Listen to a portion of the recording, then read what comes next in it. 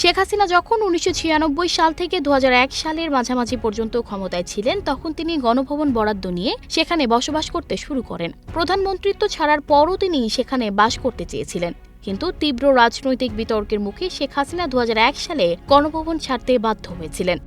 ২০০৯ সালে আওয়ামী লীগ ক্ষমতায় আসার পর শেখ হাসিনা প্রথমে রাষ্ট্রীয় অতিথি ভবন যমুনায় উঠেছিলেন। গণভবন সংস্কার শেষে ১৪ মাস পরে ২০১০ সালের মার্চ মাসে শেখ হাসিনা সেখানে বসবাস করা শুরু করেন। ৫ই আগস্ট যখন ছাত্র জনতা গণভবনের দিকে এগিয়ে আসতে শুরু করে, তখন তিনি এই গণভবন থেকে রওনা দিয়ে কুর্মিটোলা বিমানবন্দর দিয়ে ভারতে চলে যান। তবে তার ইচ্ছে ছিল মৃত্যুর আগ পর্যন্ত গণভবনেই থাকবেন, কিন্তু হামলার শঙ্কায় বাধ্য হন প্রিয় বাসভবন ছাড়তে। এখন গণভবনকে জাদুঘর বানানো হচ্ছে, ফলে শেখ হাসিনা কখনো দেশে আসলেও গণভবনে উঠতে পারবেন কিনা তা নিয়ে শঙ্কা রয়েছে। সানজিদা রহমান, প্রবাস খবর।